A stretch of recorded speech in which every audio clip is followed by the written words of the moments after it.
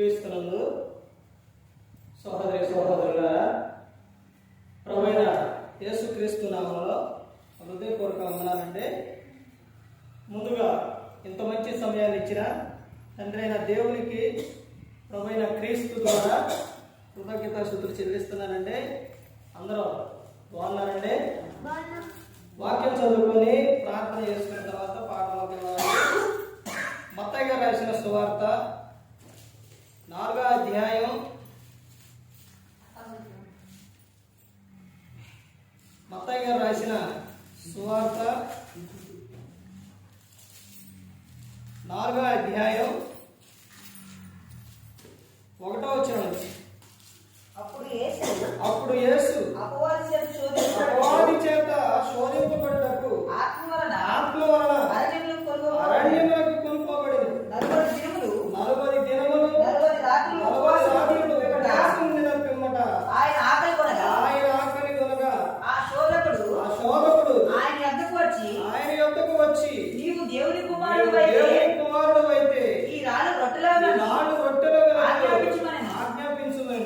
అందుకు ఆయన మనుషులు రొట్టె వల్ల మాత్రము కాదు గాని దేవుని నోటి నుండి వచ్చు ప్రతి మాట వల్ల జీవించునని రాయబడి ఉన్నదని ప్రార్థన చేసుకున్నాను.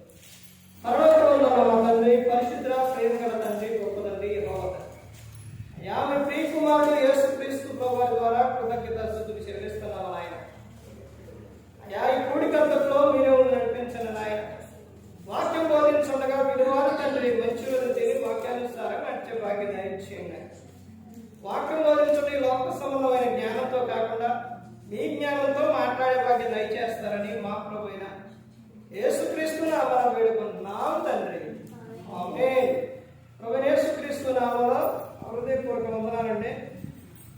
దేవుని కుమారుడు యేసుక్రీస్తు ప్రభువు ఈ లోకానికి వచ్చిన తర్వాత పరలోక రాజ్యం సమీపిస్తుంది కనుక మారు మనసు పొందమని ప్రకటింప మొదలుపెట్టారు.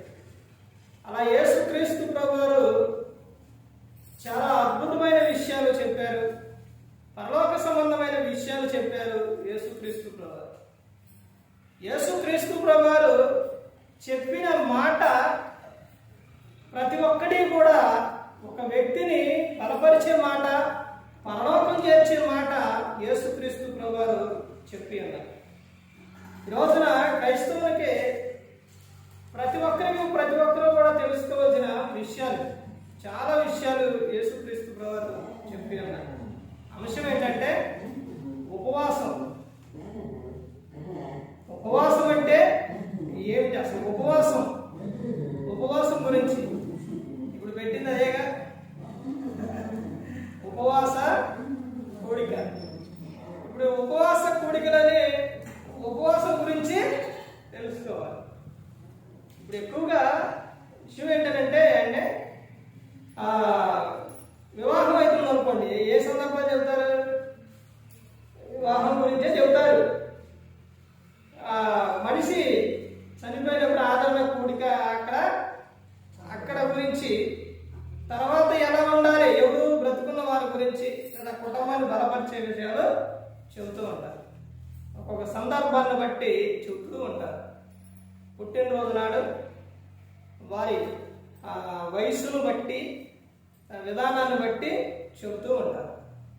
రోజున ఉపవాస ప్రార్థన గురించి, అంటే ఉపవాసం గురించి బైబిల్ గ్రంథం ఏం చెబుతుంది? అయితే ముందుగా తెలుసుకోవాల్సిన విషయాలు ఏంటంటే కొన్ని హెచ్చరికలు ఉంటాయి మనిషికి. భూమి మీద ప్రతి ఒక్కరు కూడా గమనించుకోవాల్సిన కొన్ని హెచ్చరికలు ఉంటాయి. ఏంటి ఆ హెచ్చరికలు అంటే బైబిల్ గ్రంథంలోని దేవుడు చెప్పిన విషయాలే. బైబిల్ గ్రంథం అందులో హెచ్చరికలు ఏంటంటే, ఒకటి, మొదటిగా నీ మెదడులో ఉన్న ఆలోచనలన్నీ కూడా ఏం చేయాలి? తీసేయాలి. మెదడులో ఏ ఆలోచనలు అయితే బయట సంబంధమైన, లోక సంబంధమైన ఏ ఆలోచనలు అయితే ఉన్నాయో అవన్నీ తీసేసుకొని మందిరానికి రావాలి. తీసేసుకుంటేనే మీకు అర్థమవుతుంది. దానికి రిఫరెన్స్ ఎక్కడున్నాయంటే గలతీ 1:7, తీతుకు 1:15, 1 కొరింథీ 14:33. తర్వాత ఇంకా చెప్తున్న విషయం ఏంటంటే మనం దేవుణ్ణి సంపూర్ణంగా ఎరిగే అవకాశం లేదని గమనించు. సంపూర్ణంగా మనం దేవుణ్ణి ఎరిగే విధానం ఉందా? కానీ అది ఎవరి ద్వారా మనకు లభిస్తుంది అని అంటే క్రీస్తు ద్వారానే లభిస్తుంది. మనిషి ఉదయం నుంచి సాయంత్రం నైట్ వరకు ఏదో విషయంలో ఏమైపోతుందో తప్పిపోతూ ఉన్నారు. ప్రతి ఒక్క విషయాల్లో కూడా తప్పిపోతూనే ఉన్నారు. ప్రార్థన సమయం పెట్టినప్పుడు, సమయం అనేది మనం పెట్టుకున్నప్పుడు ఏం చేయాలి అంటే ఇప్పుడు సంపూర్ణంగా ఇక్కడ ఇచ్చింది కదా, సంపూర్ణంగా అంటే చూడండి, యోబు 11వ అధ్యాయం 6-8, రోమీయులకు 11:30. ఇప్పుడు నువ్వు సంపూర్ణంగా ఎదిగే అవకాశం ఉందానంటే లేదు. ఎందుకని? ప్రార్థన సమయం ఎన్ని గంటలకు? ఇప్పుడు ఆరాధన పెట్టుకున్నాం అనుకోండి 6 గంటలకి. ఇలాంటి సమయాల్లో పెట్టుకున్నాం అనుకోండి, ఒక సమయం అనేది పెట్టుకున్నాం. ఆ సమయానికి నువ్వు రాగలుగుతున్నావా? కానీ ఆ సమయంలోనే ఏం పెట్టుకుంటారు? ఆ సమయంలోనే నీకు అపవాది పనులు పెడుతుంది. అప్పుడే ఏంటది? వదలటం, అప్పుడే తోమటం, అప్పుడే అన్ని, అప్పుడే వంటలు. ఇప్పుడు నువ్వు పనికి వెళ్ళాలి, అందరూ బయలుదేరుతున్నారు, వాహనం వచ్చింది, ఇప్పుడు అవన్నీ చేసుకుంటూ ఉంటావా? ఉండవు. జాబ్కి వెళ్ళాలి, జాబ్కి వెళ్ళాలంటే వెనకమాల ఉన్నవన్నీ చేసుకుంటూ ఆఫీస్కి నువ్వు 10 గంటల కంటే 11 గంటలకు వెళ్తావా? వెళ్ళవు. కానీ కాపాడే ఆయన, రక్షించిన ఆయన దగ్గరకు వచ్చినప్పుడు మాత్రం సమయం లేదు, విలువ లేదు. నేను బయలుదేరినప్పుడు 9:25 అయితే మరి ఇక్కడ 10 గంటలకు రావాలి. అప్పటికి ఎక్కడున్నాను? నేను బయలుదేరి కుదిరేలో ఉన్నా, అప్పుడు 9:25 అయింది. మరి ఇక్కడికి 10 గంటలకు రావాలంటే ఎంత ఉంది సమయం? అంత సమయంలోని కుదిరా నుంచి ఇక్కడ రావడం అంటే తిరువూరుకు వచ్చేసరికి 25 బయలుదేరితే 35 తిరువూరు వచ్చారు. అంటే ఎన్ని నిమిషాలు? 10 నిమిషాలు. అంటే ఎంత స్పీడ్ వచ్చుంట? ఇంటికాడ ఆమె చెప్పిన విషయం ఏంటంటే 8 గంటలకు నేను బయలుదేరాలంటే, 8 గంటలకు నేను ఇక్కడ ఊళ్ళో బయలుదేరాలంటే 10 గంటలకు ప్రార్థన. అంటే ఎన్ని గంటలతో ఉందో బండి నువ్వు అంది. అంటే నేను ఎంత నిదానంగా వెళ్తానో ఒకసారి ఆలోచించండి. 40 కన్నా ఎక్కువ వెళ్తాను, నిదానంగా వెళ్తాను. అలాంటి నేను అన్ని నిమిషాల్లో వచ్చానంటే అసలు ఆ ఎలిమెంట్ లేదా కళ్ళలో నీళ్ళు వచ్చాయి, అంత స్పీడ్ వచ్చాయి. అక్కడి నుంచి ఇక్కడికే ఈ ఏరియా అదంతే హైవే లాగా ఉంటుంది. ఇది అంతా అట్లా ఉండదుగా ఇటు. అప్పుడే ఉంటాయి. ఎన్ని ఉంటాయి తెలుసండి? క్రైస్తవం అంటే పూల బాట కాదు, ముళ్ళ బాట. అర్థమైందండి? వచ్చేటప్పుడు జర్నీలో ఎన్ని వస్తాయి?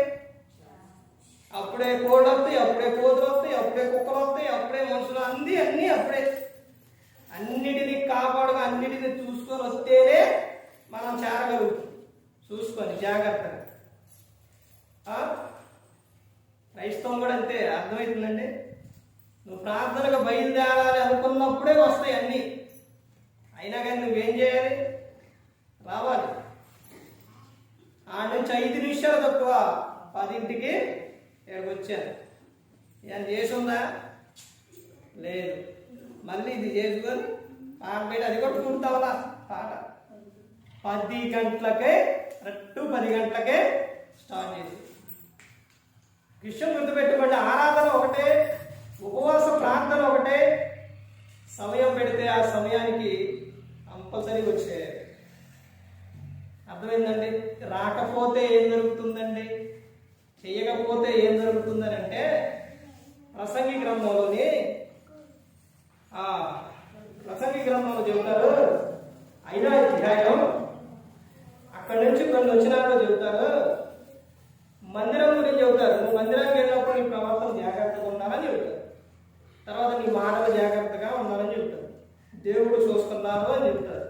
తర్వాత కిందకు వచ్చిన తర్వాత చెబుతారు కదా, మొక్కుబడుల గురించి చెబుతారు. మొక్కుబడుల గురించి ఏమని చెబుతారనంటే, నిన్ను ఎవరు మొక్కవన్నారు? నువ్వు మొక్కున్న నీవు ఏం చేయాలి? చెల్లించాలి. నీ మొక్కుబడి ఏం చేయాలి? చెల్లించాలి. మొక్కున్న నీవు నేను మొక్కవలేదుగా, కానీ నువ్వు మొక్కున్న నీవు ఏం చేయాలి? చెల్లించాలి. మనం ఏం చేస్తాం? నోరు ఉంది కదా అని టక టక టక టక టక అంటాం. అన్న తర్వాత అవసరం అయిపోయిన తర్వాత ఏం చేస్తాం? చక్కగా దాన్ని మర్చిపోతాం. దేవుడు మర్చిపోతారా? మర్చిపోడు. అర్థమైందండి? సమయం అంటే గమనించుకోవాలి. అన్ని విషయాల్లో మనిషి సమయానికి చాలా విలువిస్తారు. అన్నిటికీ సమయానికే వెళ్తాం. అన్నిటికీ ఎక్కువ సమయానికే వెళ్తారు భూమి మీద చేసే ప్రతి ఒక్క పనికి కూడా. కానీ దేవుని ఎదురుకు వచ్చే వారు మాత్రం సమయం ఉండదు. పెట్టిన సమయానికి గంటకి 2 గంటలకి ఎక్కడో కాదండి. పిల్లలు స్కూల్కి వెళ్ళే కాడ 9 గంటల స్కూల్ కంటే నువ్వు 9:30 10కి పంపి ఏం పెడతావు? ఆబ్సెంట్ పెడతావు. అసలు ఎన్ని విషయాల్లోనే ఎలా ఉంటే మరి సృష్టికర్త ఆయన, మనందరిని పుట్టించిన ఆయన, మనందరినీ కాపాడుతున్న ఆయనకి ఎంత ఉండాలని ఒకసారి ఆలోచించండి. ఏమంటాడే చూస్తున్నారా? చూస్తుండో లేదో బైబిల్ గ్రంథంలో ఎన్ని విషయాలు ఉన్నాయో తెలుసండి. యెషయా గ్రంథంలో చెబుతారు, ఇర్మియా గ్రంథంలో చెబుతారు, ప్రతి ఒక్క విషయంలో చెబుతారనమాట దేవుడు. కీర్తన 139లో చెబుతారు. ఎక్కడ తప్పించుకుంటాం? ఎక్కడా కూడా తప్పించుకోలేదు. తర్వాత చెబుతున్న విషయం ఏంటంటే, మనం ఆలోచించే పరిధిని బట్టి మనం ఈ క్రింది విధముగా మాట్లాడవలను. తర్వాత ఒకటి ఏంటంటే, ఇంకా చెబుతున్న విషయం ఏంటంటే, రూఢి అయినవి అంగీకరించే మనస్సును కలిగి ఉండవచ్చు. ఇలా చెప్పుకుంటూ వెళ్తే ప్రతి ఒక్క విషయంలో కూడా చాలా విషయాలు మనిషికి ఉన్నాయి. కానీ మనిషి ఇవన్నీ కూడా చేస్తారనంటే ప్రతి ఒక్కటి కూడా చేసే విధంగా ఉండాలి. ఉపవాసం గురించి బైబిల్ గ్రంథం చెప్తున్న విషయం, నేను ఉపవాసం ఉంటాను అని నువ్వు అనుకొని నువ్వు ఉపవాసం చేయకుండా నువ్వు ఉపవాసం మానేసి నీ పనుల్లో ఉంటే గ్రంథంలోకి వెళ్ళి చూసేటప్పటికి కొంత టైం పడుతుంది. కాబట్టి ముందు ఒక విషయం చెబుతాడు. నువ్వు నీ పనుల మీద ఉండి నువ్వు ఉపవాసం ప్రార్థన అనుకొని చేయకుండా నువ్వు బయట కానీ ఎక్కడైనా కానీ తిరిగి వేసి ఆ రోజు మొత్తం మరిచిపోయి నేను ఉపవాసంలోనే ఉన్నానుగా అని నువ్వు ప్రార్థన చేయకుండా, వాక్యం లేకుండా, ఆయనతో సమాసం లేకుండా ఉంటే దేవుని దూతల బదులు క్రూర దూతలు ఎక్కడ పడతాయి? దెయ్యం దూతలు. అర్థమైందంటే ప్రభా ఏమని ప్రార్థన చేస్తారు? ప్రభా మేము పగలంతా మా ఇష్టానుసారంగా తిరుగుతూ అక్కడికి ఇక్కడికి వెళతాము. నైట్ వచ్చేసరికి పడుకునేటప్పుడు ఏమని చేస్తారు? దూతలు ఏముండాలి? కావలు ఉండాలి. దేవుని దూతల బదులు అప్పుడు దెయ్యం దూతలు వస్తాయి. అప్పుడు ఎలా ఉంటుందంటే ఇక నీకు నిద్ర ఉండదు, ఇక మనిషి అంటే ఉండదు. అర్థమవుతుందండి? ఉపవాస ప్రార్థన అంటే అందులో ఉన్న శక్తి, అందులో ఉన్న పవర్ ఎలాంటిదేనంటే మనిషికి తెలియకపోవచ్చు కానీ దెయ్యానికి బాగా తెలుసు. అర్థమైందండి? మనిషి మర్చిపోతారు కానీ దెయ్యానికి బాగా తెలుసు. ఎందుకంటే అటు మనిషిని పట్టినప్పుడు ఎవరిని కూర్చున్నాము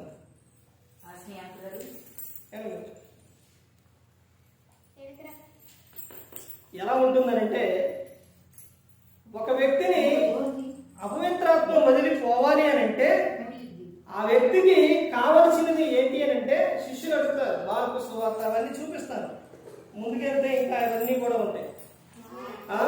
కావలసినది ఏంటి అని అంటే ప్రార్థన.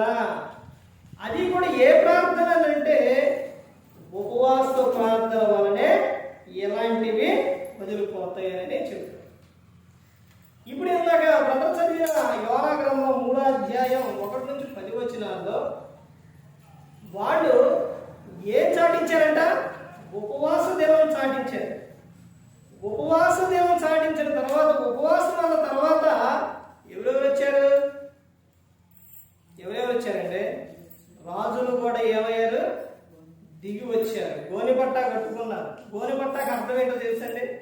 గోనిపట్ట, బూడిద, ఇవన్నీ అర్థాలు ఏంటంటే అవి తగ్గింపుతనం, తగ్గింపు కలిగి ఉంది. అంటే మేమంతా తగ్గించుకున్నాము అని అర్థం. దేవుడు ఎవరిని హెచ్చిస్తాడంటే తన్ను తాను తగ్గించుకున్నవాడిని హెచ్చిస్తాడు, హెచ్చించుకున్నవాడిని తగ్గిస్తాడు. అలాంటి సందర్భాలు చాలా విషయాలు యేసుక్రీస్తు ప్రభువారు చెప్పి ఉన్నారు. అంటే దేవుడు ఆ పట్టణానికి చేయాలనుకున్న కీడు చేయకుండా మానేశాడు అని అంటే ఎందువల్ల మానేశారు? వారు ఉపవాస దినము చాటించి, అసలు వారి భయం ఉందండి ఈ రోజున మనుషులకి. వారి భయం ఉందా? అసలు జంతువులు కూడా మేత లేదు, నీళ్లు లేవు, ఏమీ లేవు. మనుషులకి లేదు, జంతువులకి లేదు. మొత్తం ఉపవాసమే, మొత్తం ఉపవాసమే. అలా అంత ఇదిగా వాళ్ళు ఉన్నారు కాబట్టి ఆ దేవుడు చేయాలనుకున్న కీడు చేయలేదు, మానేశారు ఆ కీడు. ఇప్పుడు కొత్త నిబంధనకు వచ్చేసరికి మత్తయి సువార్త 4వ అధ్యాయం 2వ వచనం నుంచి, అంటే 1 నుంచి అక్కడ యేసుక్రీస్తు ప్రభువారు బాప్తిస్మం తీసుకున్న తర్వాత అరణ్య ప్రాంతానికి వెళ్ళడం, ఆ తర్వాత ఆయన 40 పగళ్ళు 40 రాత్రులు ఆయన ఉపవాసం ఉండడం, ఉపవాసం నుండి ఆ 40 రోజులు అయిపోయిన తర్వాత జరుగుతున్న విషయాలు చాలా జాగ్రత్తగా గమనించండి. జరుగుతున్న విషయాలు, దేవుని కుమారుడు కాబట్టి, ఆయన దేవుడు కాబట్టి ఆయన చెప్పిన విషయాలు అపవాది అక్కడి నుంచి పారిపోయాడు. అదే నువ్వైతే ఏం చేస్తావు? ఒకసారి ఆలోచించండి. మనిషిని అపవాది ఎప్పుడు టార్గెట్ చేస్తారనంటే, ఎక్కడ చేస్తారు అనంటే ఎక్కువగా విందులోనే. ఎప్పుడు? విందు. దానికే ఇంకేంటంటే ఆకలి, ఆహారం. ఆకలితో ఉన్నప్పుడే అపవాది టార్గెట్ చేస్తాం. ఆకలితో ఉన్న మనిషి ఏదైనా చేస్తాడో అని. ఎక్కడి నుంచి మొదలైంది ఇది ఆకలి? ఈ చూపించడం, ఈ తినటం, అపవాది ఇవన్నీ ఎక్కడి నుంచి మొదలైనవి? ఆదిలో అవ్వమ్మ కాడి నుంచి మొదలై యేసుక్రీస్తు ప్రభువారి దగ్గరకు వచ్చింది. అక్కడ అవ్వమ్మ ఏం చేసింది? ఆ పండును చూసి చూపుకి రమ్యమైనదిగా లాడిపోయింది పండు. తిన్నదే తర్వాత భర్తకు ఇచ్చింది. అక్కడి నుంచి మొదలయ్యి తినే విషయాల్లో మనిషి ఎంత భయంకరమైన విధానానికి వెళ్ళిపోతానంటే, తినే విషయాల్లో దేనికైనా తెగించేస్తాడు. బైబిల్ గ్రంథంలో మనం చూసిన వాళ్ళలో ఎంతమంది ఉన్నారంటే ఇశ్రాయేలీయులు ప్రజలు ఐగుప్తులో నుంచి వారందరినీ తండ్రి అయిన దేవుడు ఏం చేసిండు? విడిపించి అరణ్య ప్రాంతానికి తీసుకొస్తే పుట్టించిన ఆయన కాపాడకుండా ఉంటాడా? తీసుకొచ్చిన ఆయన పెట్టకుండా ఉంటాడా? కానీ వీళ్ళు ఏం చేస్తున్నారు? మేము అక్కడ కాకరకాయలు తిన్నాం, కీకరకాయలు తిన్నాం, దోసకాయలు తిన్నాం, ఇవన్నీ తిన్నాం. మోసే మమ్మల్ని ఎందుకు తీసుకొచ్చిన? మమ్మల్ని చంపడానికి తీసుకొచ్చినవా? మాకేమీ లేవు. ఆ మాట చూడండి. వాళ్ళు అక్కడ ఎట్టున్నారంటే ఎన్ని బాధలు పడ్డారు. ఇక్కడికి వచ్చిన తర్వాత వారు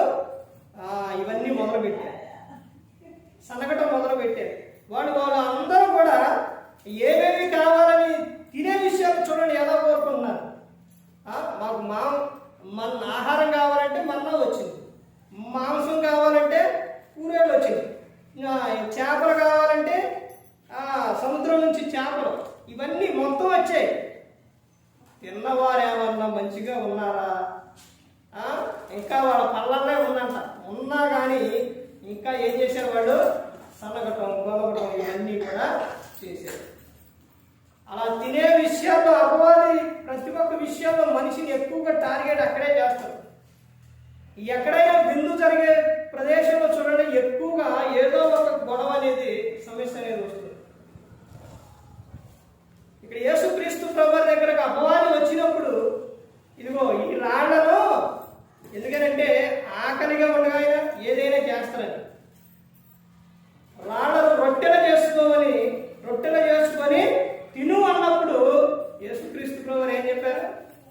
మనుషుడు రొట్టె వలన కాదు, దేవుని నోట నుండి వచ్చు మాట వలన బ్రతుకును జీవించునని చెప్పి.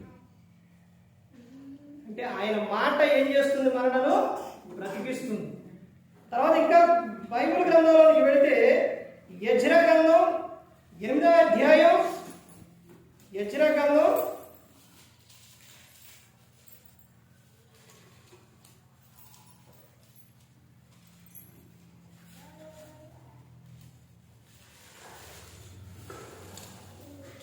8వ గ్రంథం తీసారండి.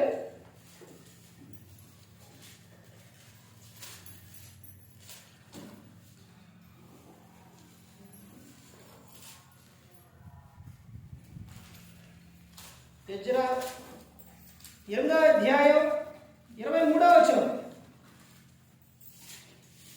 యెజ్రా 8వ అధ్యాయం 23వ వచనం. మేము ఉపవాసం ఉండి ఆ సంగతిని బట్టి మా దేవుని వేడుకొనగా ఆయన మనవిని అంగీకరించెను. ఏం చేశారంట? ఉపవాసం ఉన్న తర్వాత ఆయన ఏం చేసిండు? అంగీకరించిండు.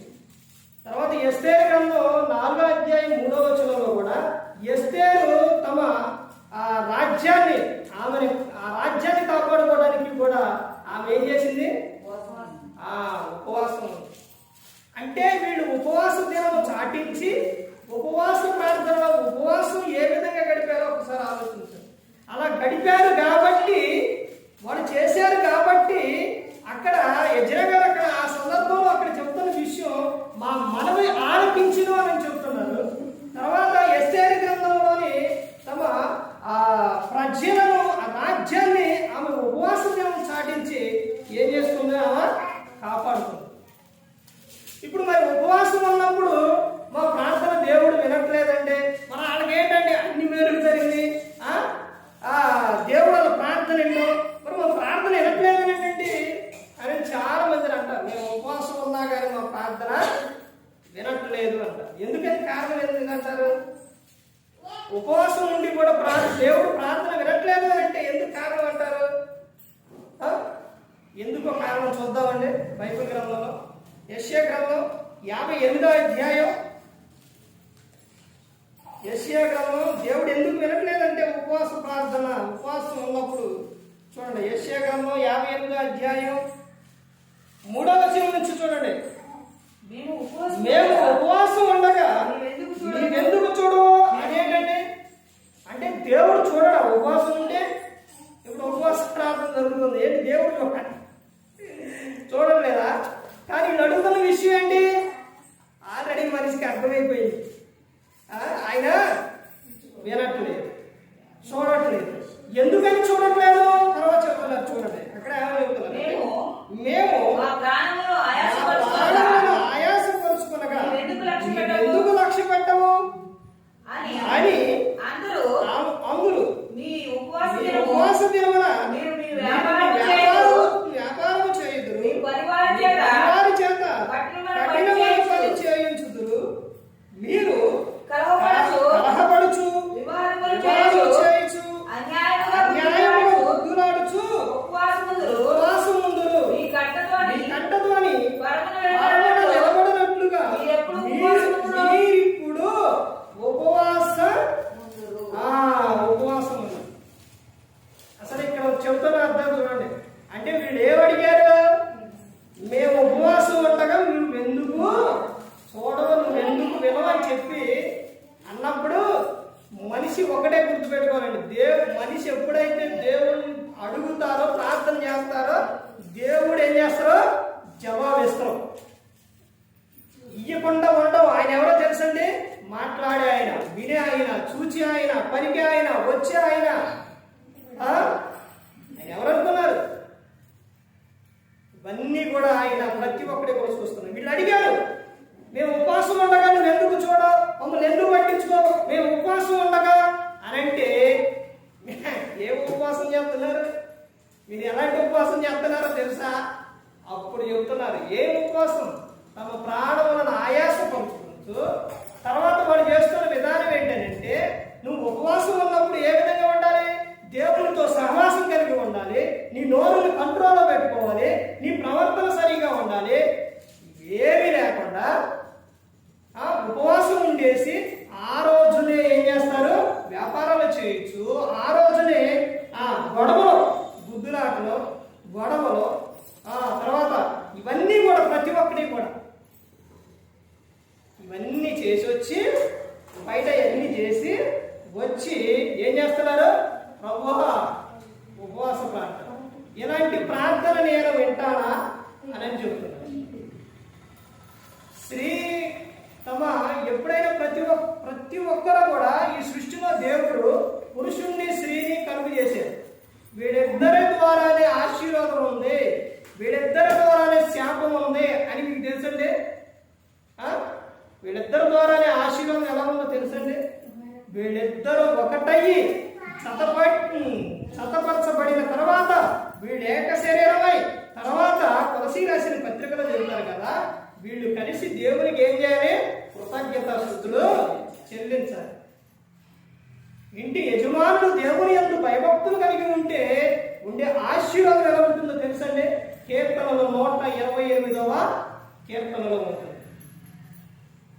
స్త్రీ దేవుని యందు భయభక్తులు కలిగి గుణవతి అయిన భార్య అయితే ఉండే ఆశీర్వాదం ఎలా ఉంటుందంటే, సామెతల 31వ అధ్యాయం 10వ వచనం నుంచి 31వ వచనం వరకు చూస్తే స్త్రీ గురించి అక్కడ ఉంటుంది. అలా లేకపోతే మాత్రం ఏం జరుగుతుంది అంటే ప్రమాదం వస్తుంది.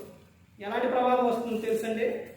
నీ యజమానుడు దేవుని యందు భయభక్తులు లేకుండా అక్కడ ఉంటే నీ కుటుంబంలో ఆనందం, సంతోషం ఉండదు. ఎలాగో తెలుసండి, యోనా ఇలా చదివించినాం కదా, ఆ యోనా గ్రంథంలోనే ఎవరో యోనా గారు దేవుడు ఎవరన్న ప్రదేశానికి వెళ్ళకుండా వాడ ఎక్కి ఏం చేస్తాడు, వేరే పట్టణానికి వెళ్తాడు. ఇప్పుడు వెళ్ళే సమయంలోని అందులో యోనా గారు ఉన్నప్పుడు సముద్రం మధ్యకి వెళ్ళిన తర్వాత ఏం జరిగిందండి, తుఫాను, గాలి వాన తుఫాను వచ్చింది. అర్థమైందండి. వచ్చిన తర్వాత ఇది దేవుడు ద్వారా వస్తుంది అని తెలుసుకుంటే యోనా గారి ద్వారా ఆయన వలన వచ్చింది. ఇప్పుడు యోనానే పట్టుకొని సముద్రంలో పడేస్తే ఏమైపోయింది, అది తగ్గిపోయింది, తుఫాను మొత్తం తగ్గిపోయింది. అలాగే దేవుని మాట వినకుండా యజమానుడు కదా దేవుని యందు భయమో భక్తి లేకుండా ఉంటే గన ఇలాంటి పరిస్థితే జరుగుతుంది. అర్థమవుతుందండి. ఇలాంటి పరిస్థితే యోనా గారు ఉన్న ఆ ప్రదేశంలో యోనా గారితో ఉన్న వారికి ఆనందం ఉందా, సంతోషం ఉందా? లేదు. ఎప్పుడైతే యోనాను అక్కడి నుంచి ఇద్దరు పడేశారో అప్పుడు ఆగిపోయింది. అలాగే ఇంటి యజమానురాలు స్త్రీ తమ మంచి లక్షణం కలిగి గుణవతి అయిన భార్యగా ఉండి నీ నోరు కాపాడుకుంటూ నీ ప్రవర్తన కాపాడుకుంటే నీ పిల్లలకు, నీకు, భర్తకు మొత్తం కూడా ఇంటికి ఆశీర్వాదం. కొద్దో గొప్ప కొంచెమైనా కానీ ఈ రోజున ఇంటి యజమానుడు దేవుని యందు భయభక్తి లేకపోయినా గుణవతి అయిన భార్య స్త్రీలు జ్ఞానంతో కుటుంబాన్ని పట్టుకుంటున్నారు కాబట్టి, దేవునికి ప్రార్థన చేస్తున్నారు కాబట్టి ఆ కుటుంబం కొంచెం బాగుంది.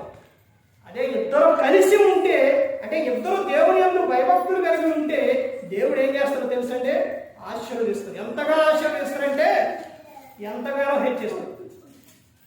సరే ఆలోచించండి, బైబిల్ గ్రంథంలోని పిల్లలు లేని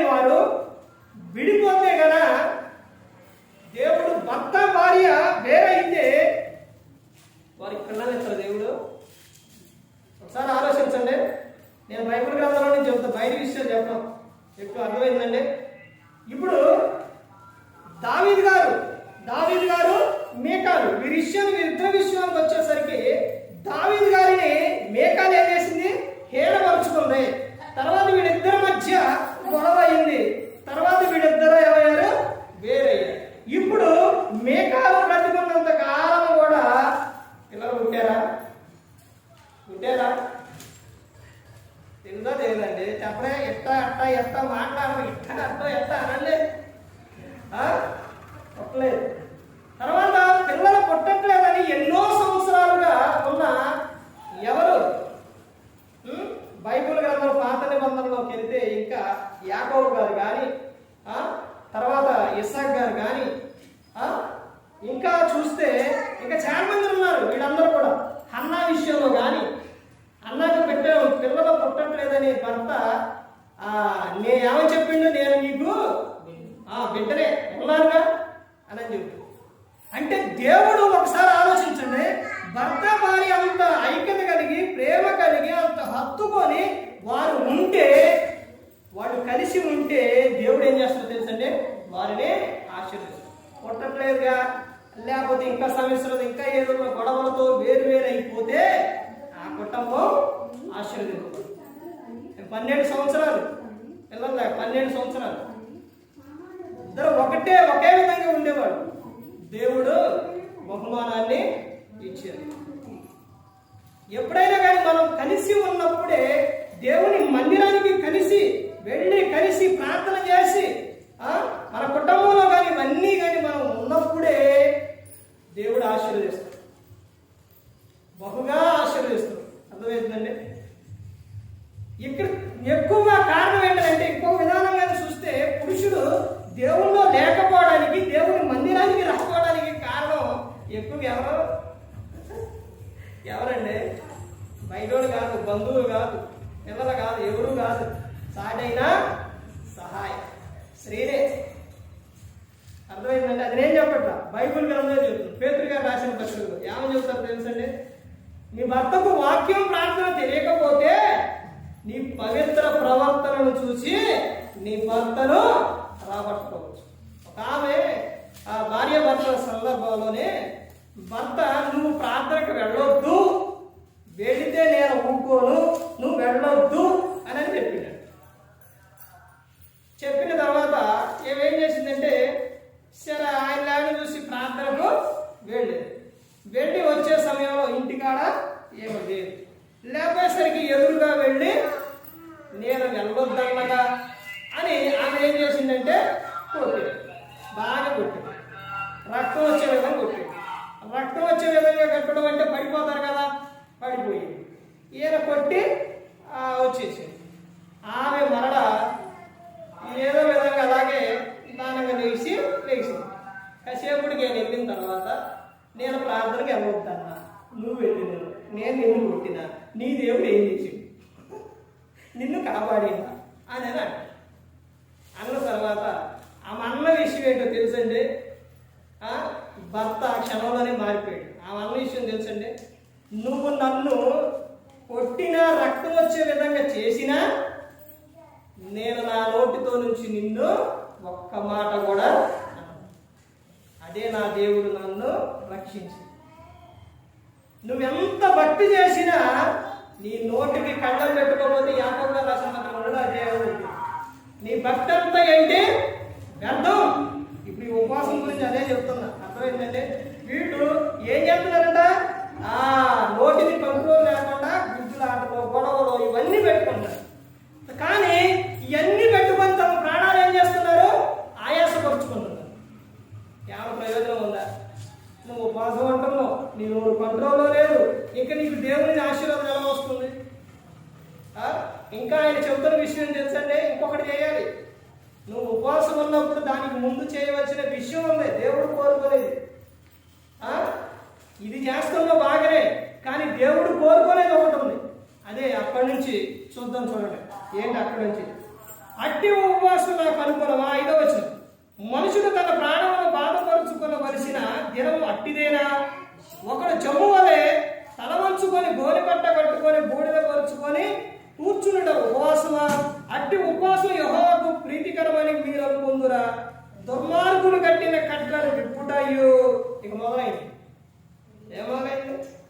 అసలు దేవుడు కోరుకునేది ఏదో మొదలైంది.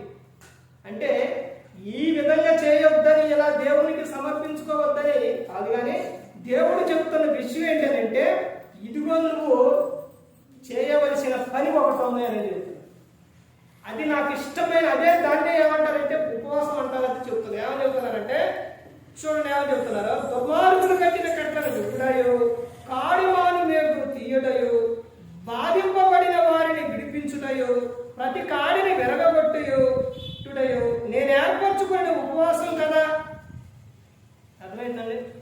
ఇంకా ఉపవాసం ఏదో చెప్తున్నారు చూడండి. 7:8 నీ ఆహారం ఆకలి కొనిన వారికి పెట్టుటయు. ఏంటంటే ఆహారం ఆకలి కొని వారికి. ఎవరైనా ఇంటి ముందుకు వస్తేనే ఏం పెట్టమంటారు, పెట్టిన వాళ్ళు ఉంటారండి, చెబుతున్నారు. తర్వాత ఎవరికైనా ఆకలి అంటే ఆహారం పెట్టడం, దాహం అంటే దాహం ఇవ్వటం, వస్త్రాలు లేని వారికి వస్త్రాలు ఇవ్వటం, బాధల్లో ఉన్నవారంటే శ్రమల్లో వారు ఉన్నవారిని వారిని చూడటం. ఇవన్నీ మత్తయి గారు రాసిన సువార్తలో యేసుక్రీస్తు ప్రభువు చెబుతారు. ఏమని చెబుతారో తెలుసండి? ఆయన ఆశీర్వదింపబడిన వారు శపింపబడిన వారు, ఆశీర్వదింపబడిన వారులారా నా యొద్దకు రండి అంటారు. అంటే వాళ్ళు, మీరు నాకు ఈ సహాయం చేశారు, నన్ను ఈ విధంగా చూశారు అని యేసుక్రీస్తు ప్రభువు చెబుతారు. అంటే వాళ్ళు అంటారు కదా, ప్రభువా మేము ఎప్పుడు చేశాం? ఎప్పుడు నీవు ఆకలి కొని ఉంటే మేము ఆహారం పెట్టాం, ఎప్పుడు నువ్వు దాహం కొని ఉంటే దాహం ఇచ్చాం, ఎప్పుడు నీకు వస్త్రాలు లేకపోతే వస్త్రాలు ఇచ్చావు, ఎప్పుడు నువ్వు రోగి అయి ఉంటే మేము చూడటానికి వచ్చావు, ఎప్పుడు నువ్వు శస్త్రాల్లో ఉంటే మేము చూడటానికి వచ్చావు అని అంటే, నాయనా ఇదిగో భూమి మీద ఎవరికైనా కానీ మీరు చేస్తే నాకు చేసినట్టే. అర్థమైందండి? ఎవరికైనా విధంగా సహాయం చేస్తే అది ఎవరికి చేసినట్టు? నాకు చేసినట్టే. శపింపబడిన వారు అనగా వారు వీటన్నిటికీ రివర్స్, ఎవరికి ఏ సహాయం చేయాలి. ఆకలిని కోరిన వారికి ఆహారం పెట్టుటయు. తర్వాత ఏమని చెప్తున్నారో చూడండి. తర్వాత నీ రక్త సంబంధికి ముఖం తప్పింపకుండుటయో. రక్త సంబంధికి, ఈ రక్త సంబంధాలు వచ్చి చాలా మంది ఆవంటే నాకు పడదండి, ఎవరా వాళ్ళ అక్కే వాళ్ళ చెల్లె, వాళ్ళు మాత్రం మాట్లాడరు. ఆయన అంటే నాకు పడదండి, ఎవరు? తమ్ముడు, అన్న, రక్త సంబంధులే. కానీ ఏం చేస్తారు వీళ్ళు? ప్రార్థన మాత్రం వదలరు. దేవుడు మాకన్నీ దేవుడే, కానీ ఇక్కడున్న వారిని మాత్రం పట్టించుకోరు. నా రక్త సంబంధుల కోసం క్రీస్తుకు వేరే శాపగ్రస్తుడనైనా పర్లేదంటాడు, వేరే ఉండును అని అంటాడు. ఎవరో? అపోస్తలుడైన పౌలు గారు. కొందరినైనా నా రక్త సంబంధంలో వారికి రోషం పుట్టించి వారిని మార్చాలి అని చెబుతారు అపోస్తలుడైన పౌలు గారు. ఎందుకో తెలుసండి? వీళ్ళందరూ ఒక ఫంక్షన్ అయిందంటే ఎలా ఉంటారు? ఏదైనా ఒక ఫంక్షన్ అనుకోండి, ఎవరు పిలుస్తారండి? ఎక్కువగా ఎవరు పిలుస్తారు? అందరిని, బయట వారిని అందరిని మొత్తాన్ని పిలుస్తారా? ఒక చిన్న ఏదన్నా ఒక ఫంక్షన్ చేయాలనుకోండి, ఎవరు పిలుస్తారు? బంధువులు, రక్త సంబంధులు. ఆయనైనా పిలిచేది? లేదా అక్కడ ఉన్న వాళ్ళని, అక్కడ ఉన్న బయట అందరూ పిలుస్తారా? వీళ్ళనే పిలిచి ఏం చేస్తారు? ఫంక్షన్ చేస్తారు. ఇంకా కొన్ని సందర్భాల్లో పిల్లలకి ఏమైనా చేయాలంటే ఏంటంటే మా తమ్ముడు, మా అన్న, మీ మేనమామ, మీ అక్క, మీ చెల్లి, ఎన్ని చెబుతారు? ఇవన్నీ చెబుతారు, వరుసలన్నీ చెబుతారు. ఎవరంటే వరుసలన్నీ చెబుతారు. కానీ ఇక్కడ ఈ విధంగా ఇలా పిలుచుకొని ఎంత ఆనందంగా ఉండి, ఎంత సంతోషంగా ఉండి నువ్వు ఈ లోకం విడిచినప్పుడు అందరూ కూడా ఏదో రోజు విడవాల్సిందే. ఆడికి వెళ్ళిన తర్వాత కొంతమంది నరకంలో, కొంతమంది పరలోకంలో ఉంటే, పరలోకంలో ఉన్నవారు ఇప్పుడు ఆ బంధువులు, రక్త సంబంధం అన్నవారు నరకంలో బాధపడుతూ ఉంటే ఒక్కసారి ఆలోచించండి ఎలా ఉంటుందో. తమ్ముడు కానీ, అన్న కానీ, అక్క కానీ, చెల్లి కానీ ఏదైనా ఆపదలో ఉంటే పరుగున వెళ్ళిపోయి ఏడ్చుకుంటా ఎంతో ఇది చేస్తారు. అవునండి, అది బంధం. మనసులో అలా వచ్చేస్తుంది బంధం. తల్లి గర్భం నుంచి వచ్చిన బంధం. మరి ఈ బంధాలే లోకం విడిచినప్పుడు ఒకరు అటు ఒకరు ఇటు అయితే ఎలా ఉంటుంది? నువ్వు అక్కడ ఏడ్చి మొత్తుకున్న ఎన్ని చేసినా అబ్రహాం గారు ఏం చెప్తారు? అక్కడ వారు ఇక్కడికే, ఇక్కడ వారు అక్కడికే రారు నాయన, మధ్యలో అగాధం ఉందని చెప్పి ఇక రారు. ఇక అర్థమవుతుందండి. అందుకని అపోస్తలుడైన పౌలు గారు చెబుతారు, వారిలో కొంతమందికైనా రోషం పుట్టించి వారిని మార్చాలని చెప్తారు. అదే చెప్తున్నారు ఇక్కడ. వారు ఏదన్నా ఆపదలో ఉంటే వారికి నీ ముఖం త్రిప్పుకోకు అని చెప్తున్నారు. నీకున్న దాంట్లో ఏం చేయాలి? సహాయం చేయని చెప్తున్నారు. తర్వాత ఇంకా ఏమో చెప్తున్నారు చూడండి. అక్కడే దిక్కుమాల వేదనలు నీ ఇంట చేర్చుకున్నడయు, వస్త్రహీనులు నీకు కనబడినప్పుడు వానికి వస్త్రమునిచ్చుటయు, ఇదియే కదా నాకు ఇష్టమైన ఉపవాసం. అర్థమైందండి? ఇదే నాకు ఇష్టమైన ఉపవాసం. నేనేం చెయ్యను, ఇలాంటి నేనేం చెయ్యను. ఏం చెప్తా? ప్రార్థన మాత్రం చెప్తా. అంటే వింటడా? అదే చెబుతున్నారు కదా. మత్తయి సువార్త 7:21 ప్రభా ప్రభా అని పిలుచు ప్రతివాడు పరలోక రాజ్యంలో చేరడగాని నా తండ్రి చిత్త ప్రకారం చేయువాడే. ఆయన చెప్పిన మాట ఇంకో సందర్భం ఏంటంటే ఏమని చెబుతారంటే, మీరు నేను చెప్పిన మాట ఏది వినరు, ఏమి చేయరు, కానీ నన్ను పిలుస్తారు. ఎందుకు? నేను చెప్పినది ఏదైనా చేసి నన్ను పిలిస్తే బాగుంది. కానీ నేను చెప్పింది మీరు ఏమీ చేయకుండా ప్రభా ప్రభు అంటే ఏం ప్రయోజనం అని చెప్తారు. తర్వాత ఇంకా ముందుకెళ్తే చూడండి. మత్తయి సువార్త అసలు ఉండవలసిన ఆలస్యాలు అవి చేసి, ఏవి ముందు చెప్పిన లక్షణాలన్నీ చేసి ఆయనకి ఇష్టమైన ఉపవాసం చేసి సహాయం చేసి, తర్వాత నువ్వు ఉపవాసం ఉన్నప్పుడు ఏ ఉపవాసం? అది దేవునికి సంబంధమైన ఆత్మ సంబంధమైన ఉపవాసం అని. ఇది నువ్వు ఒకవేళ శరీర సంబంధమైన ఉపవాసం ఉన్నావు అనుకోండి, ఆ ఉపవాసం కూడా నువ్వు ఎలా చేయాలి అని చెబుతున్నారు. మత్తయి గారు రాసిన సువార్త 6వ అధ్యాయం, మత్తయి సువార్త 6వ అధ్యాయం 16వ వచనం నుంచి, మీరు ఉపవాసం చేయనప్పుడు వేషధారుల వలె దుఃఖముఖులై ఉండకుడే, తాము ఉపవాసం చేయుచున్నట్టు మనుషులకు కనబడవలెనని వారు తమ ముఖములను వికారం చేసుకుందురు, వారు తమ బలము పొంది ఉన్నారని నిశ్చయముగా చెప్పుచున్నాను. ఉపవాసం అమ్మా బ్రదర్ ఏంది అలా ఉన్నారు?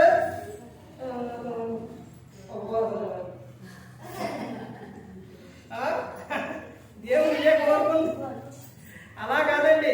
మీ ముఖాన్ని వికారం చేసుకోకూడదు, ఉండవది ఇవ్వకూడదు, తెలియకూడదు. అర్థమవుతుందండి? వికారం చేసుకోకూడదు. నీకు దేవుడు ప్రతిఫలం ఇవ్వాలంటే అది ఒకటి. తర్వాత కింద చెబుతున్నారు, అక్కడే చూడండి ఏమని చెబుతున్నారు. ఉపవాసం చేయనప్పుడు మనుషులకు కనబడవలనని కాక రహస్యమందున్న నీ తండ్రికి కనబడవలనని ఉపవాసం చేయనప్పుడు ముఖం కడుగును, అప్పుడు రహస్యమందున్న నీ తండ్రి నీకు ప్రతిఫలం ఇచ్చును. ఏం చేయాలంట? తలంటుకొని ముఖం కడుక్కొని నువ్వు ఏం చేయాలి? రహస్యంగా దేవునికి నువ్వు ప్రార్థన చేయాలి. దేవుడు ఎలా మనిషిని ఎలా కోరుకుంటాడో తెలుసంటే, నువ్వు ఎలా ఉండాలో తెలుసా? నీట్గా ఉండాలి, సంతోషంగా ఉండాలని దేవుడు కోరుకుంటాడు. ఆ సందర్భాల్లోని ఒక ఇద్దరిని చూద్దాం. బైబిల్ గ్రంథం దేవుడు జవాబు ఇచ్చిన వారు ఇద్దరిని చూద్దాం. ఎవరనంటే పాత నిబంధనలో ఒక ఆయన, కొత్త నిబంధనలో ఉన్నది. పాత నిబంధనలు ఎవరంటే ఎవరో చెప్పండి? పాత నిబంధనలు ఎవరు? యోసేపు గారు. ఎక్కడుంచారు ఆయన్ని? చెరసాల జైల్లో ఉంచారు. ఉన్న ఆయన ఏం చేస్తారో తెలుసండి? తర్వాత రాజు పిలిపిస్తే అక్కడ ఏం చేస్తారంటే మొత్తం గెడ్డవంతా గీడ్చుకొని శుభ్రంగా చక్కగా కొత్త బట్టలు వేసుకొని రాజు యొద్దకు వస్తారు. అర్థమైందండి? అప్పుడు అక్కడికి వచ్చి ఒక విధానంగా చెప్పాలంటే దేవుడు ఎవరో పరిశుద్ధుడు. నువ్వు అన్ని విషయాల్లో నువ్వు ఎలా ఉండాలో తెలుసండి? పరిశుద్ధంగా ఉండాలి. నీ దేహం విషయంలో కానీ, నీ ఆత్మ లోపల నీ ఆత్మ విషయంలో కానీ, నీ దేహం విషయంలో కానీ, నీ వస్త్ర విషయంలో కానీ, నీ ప్రతి ఒక్క విషయంలో కానీ నువ్వు ఎలా ఉండాలి అంటే నువ్వు శుభ్రంగా ఉండాలి, పరిశుద్ధంగా ఉండాలి. ఇదే సందర్భంలో కొత్త నిబంధనకు వచ్చేసరికి అపోస్తుల కార్యాలు 3వ అధ్యాయంలో ఇద్దరు వ్యక్తులు శృంగారం అనే దేవాలయానికి మధ్యాహ్న సమయాన ప్రార్థన చేసుకోవడానికి వెళ్తారు. ఎవరా ఇద్దరు? పేతురు, యోహాను. వాళ్ళిద్దరు వెళ్ళినప్పుడు పక్కన కూర్చున్న కుంటివాడు పక్కన కూర్చున్న ఆయన ఏమడుగుతారు? భిక్షం అడుగుతారు. అంటే వీళ్ళిద్దరిని భిక్షం అడిగిండు అని అంటే వీళ్ళు కూడా భిక్షగాళ్ళలాగా ఉంటే అడుగుతారా? ఏ విధంగా ఉంటారు? అర్థమైందండి? నీట్గా ఉండాలి. చాలా మంది ప్రార్థనకు వచ్చేటప్పుడు ఎలా వస్తారంటే అసలు వీళ్ళు పనికి వెళ్తున్నారా, ప్రార్థనకి వెళ్తున్నారా, అసలు ఎక్కడికి వెళ్తున్నారా అన్నది కూడా చూసేవాళ్ళకే తెలియదు. అర్థమైందండి? ఆ విధంగా రాకూడదు. అర్థమైందండి?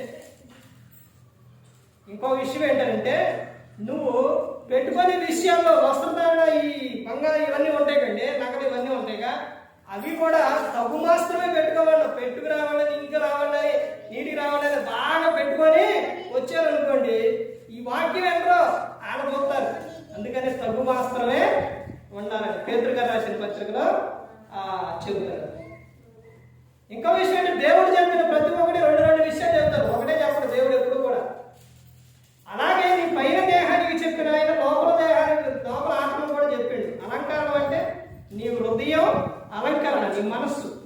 అర్థమైందంటే ఆ అలంకరణ ఎలా ఉండాలంటే అది శుద్ధం కలిగి ఉండాలి, మంచిగా ఉండాలి. ఇలా దేవుడు ప్రతి ఒక్కటి కూడా మనకు చెబుతూ ఉన్నారు. ఇక్కడ ఉపవాసం విషయంలో ఏమని చెప్తున్నారు? ఉపవాసం విషయంలో ఏమని చెప్తున్నారంటే నువ్వు ఎలా ఉండాలంట? ఎలా ఉండాలి? చెప్పే ప్రతి ఒక్కటి ఏ ఒక్కటే కూడా మీ మనసులో పెట్టుకోలేదు అనుకోండి,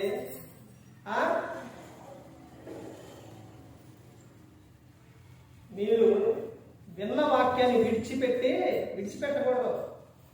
అర్థమైందంటే దాన్ని హృదయంలో ఉంచుకోవాలి. ఇంకో విషయం ఏంటంటే చదువుకున్న వారు, రాసుకునే వారు ఉంటే రాసుకోవడం మంచిది.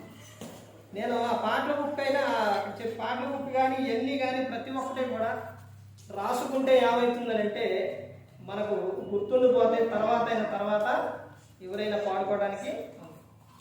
వాక్యాన్ని ఎప్పుడూ కూడా మన హృదయంలో ఉంచుకొని దాన్ని ఏం చేయాలంటే ధ్యానించాలి. అర్థమైందండి? ఈ రోజున ఉపవాసం అంటే ఏంటి అని అంటే రేపు పొద్దున ఎవరన్నా అడిగితే, ఇప్పుడు నువ్వు వినకపోతే బయట ఎవరన్నా అడిగితే ఏం చెప్పగలుగుతావు? ఉపవాసం అంటే తర్వాత ఇంకా చెప్తున్న విషయం చూడండి. మత్తయి సువార్త 9వ అధ్యాయం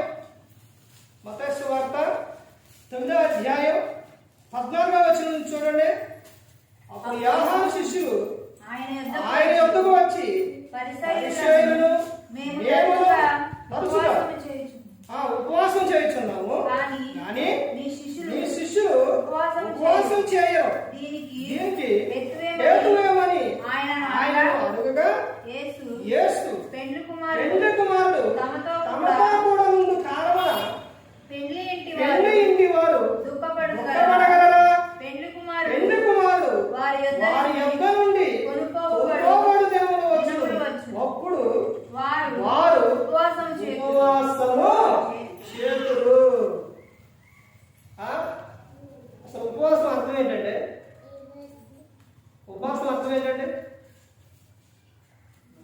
ఓ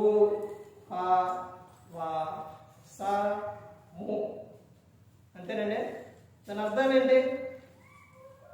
ఓ అంటే ఉపేక్షించుకోట, పా అంటే పరీక్షించుకోట, సా అంటే సాత్వికంతో. అర్థమైందంటే వా మధ్యలో వా ఉందంటే వా అంటే వాక్యంతో. తర్వాత లాస్ట్ ఏముంది? మూ అంటే ముక్తితో, అంటే నువ్వు దేవునికి పూర్తిగా నువ్వేం చేయడం? సమర్పించుకోవడం. ఉపవాసం.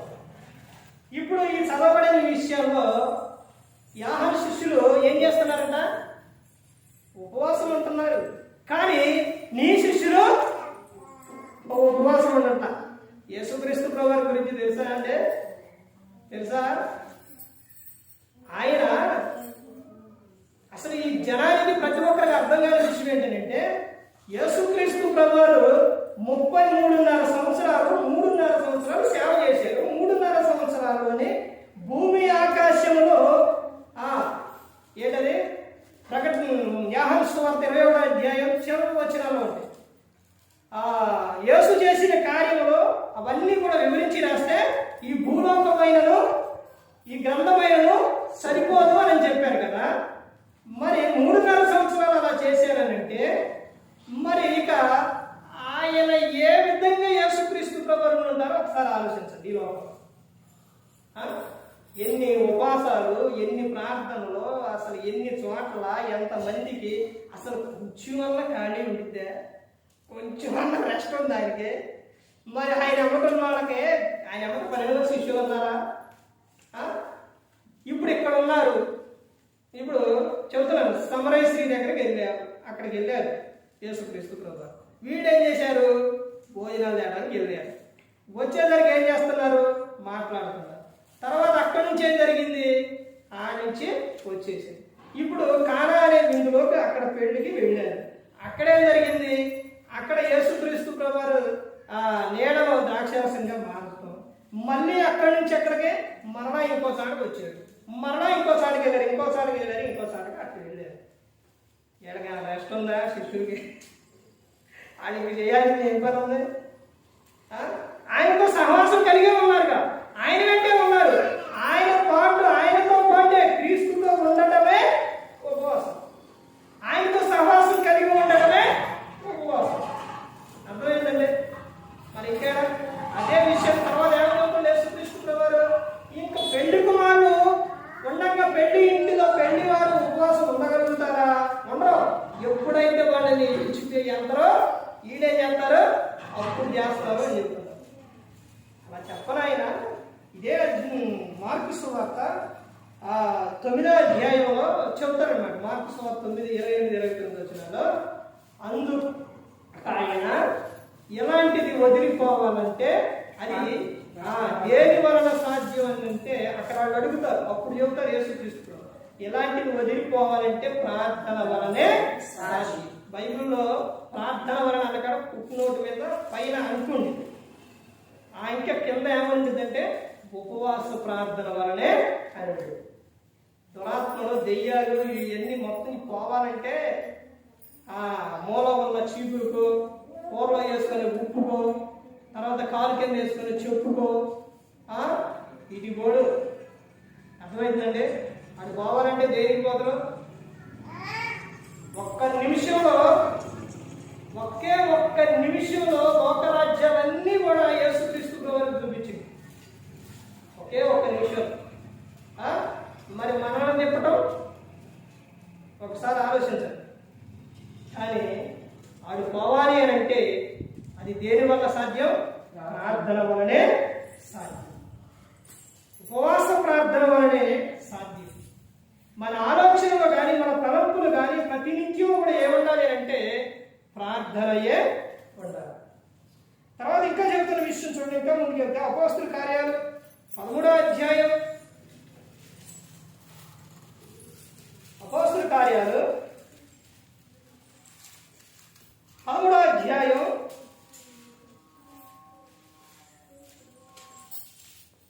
2వ వచనం నుంచి చూడండి. వారు ప్రభువును సేవించుచు ఉపవాసం చేయుచుండగా పరిశుద్ధాత్మ నేను బర్నబాను సౌలును పిలిచిన పని కొరకు వారిని నాకు వారితో చెప్పెను. అంతటా వారు ఉపవాసం ఉండి వారి మీద చేతులు పంపిరి. ఏమన్నారంటే వీళ్ళు ఉపవాసం ఉన్నప్పుడు పరిశుద్ధాత్మ ఏమని చెబుతున్నారు? ఉపవాసం ఉన్నప్పుడు ఏం జరుగుతుంది అని అంటే అక్కడ పరిశుద్ధాత్ముడు వారికి ఏం చెప్పిండు? ఆలోచనలు ఇచ్చిండు. అంటే ఉపవాసం